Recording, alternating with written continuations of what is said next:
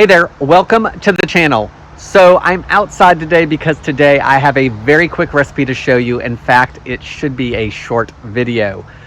Tara and I just got back from a week-long trip in Utah. We were seeing a bunch of the national parks, and I want a quick dinner tonight and some leftovers for Tara during the week. Today I'm going to take a 2-ingredient recipe that you've probably had, salsa chicken. I'm going to add a few more ingredients to it, making it a 5-ingredient recipe. It's mostly done in the crock pot, and we're going to have dinner ready in no time.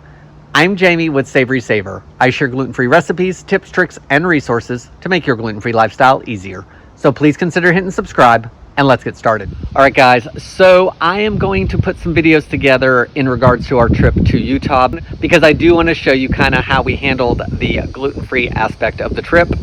We were with our friends Amy and Corey from Chase Your Escape, and Amy is corn-free, so I'm going to do some videos on all of that. Haven't quite figured out how I'm going to handle it yet, so watch for those in the coming weeks probably. In regards to dinner tonight, let's do this recipe a little bit differently. This isn't a difficult recipe, guys, so we don't need a lot of explanation. So this is how I put it all together. Take 1.5 to 2 pounds of chicken breast and put it in your crock pot. I really like to use slow cooker liners because I'm just finding that it's less mess at the end. Even if there's a little bit of liquid in that in the bottom, it's way less mess than not using them. I put the chicken breasts in whole. I didn't pound them out or anything. Then I topped it with salsa.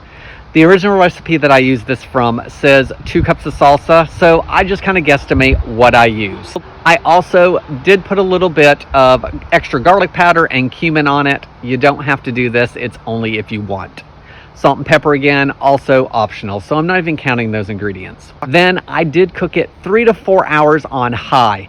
Chicken breast can dry out in the crock pot, so about 3 hours in, you want to start checking and see if your chicken's done. If it's not, then go ahead and cook it that extra hour. I did find the first time I made this, 3.5 hours was perfect. Next, I just grabbed this meat chopper and I used it to chop up the chicken until it was nice and fine and shredded. The final couple of ingredients that I used are a can of black beans that I rinsed and drained and a can of corn that I drained. I added those to the crock pot for about the last 20 to 30 minutes just to warm everything through mixed in with that chicken. Tara has been on a bowl kick, so I made some rice on the side with it. I just cooked up my rice. This rice actually has tomato bouillon in it, and that is not a gluten-free listed item. It does not have anything that bothers Tara, but you just want to have any kind of rice that is good for you and your family. So be cautious of that. We don't have any issues with it here, and I don't see any ingredients that say it's not gluten-free, but it is not marked. Tara had this recipe a few weeks ago and wanted it the week after I made it, and I said no. The biggest reason is because Tara likes to have something for 2 or 3 weeks in a row, and then all of a sudden she's tired of it, and I don't see it for 6 months in this house.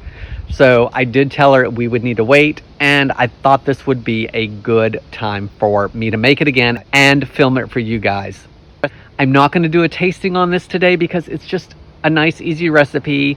Nothing crazy in it, nothing difficult. We really like this. I just topped mine with sour cream, hot sauce, jalapenos. Top it with whatever you like for those Mexican dishes. Cheese, of course, always popular. But guys, even if it's a 5 to 10 ingredient recipe, it's customizable, it's cheap, it's easy, it's quick. Before we go, in addition to me doing some videos for a while we were on vacation, first of all, you will see Tara in some of those videos, and you know she does not like to film with me and keeps telling me she doesn't want to be on film, but she's okayed a little bit of filming for that.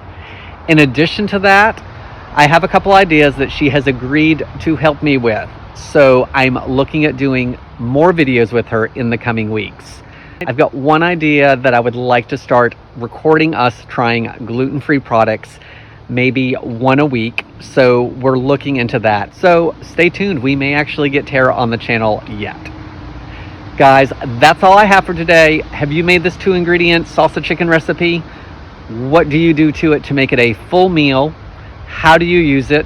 We do it with rice. It's also decent on nachos if needed. That's all I have for today. I want to thank you guys so much for watching, and as always, I hope to see you in the next video.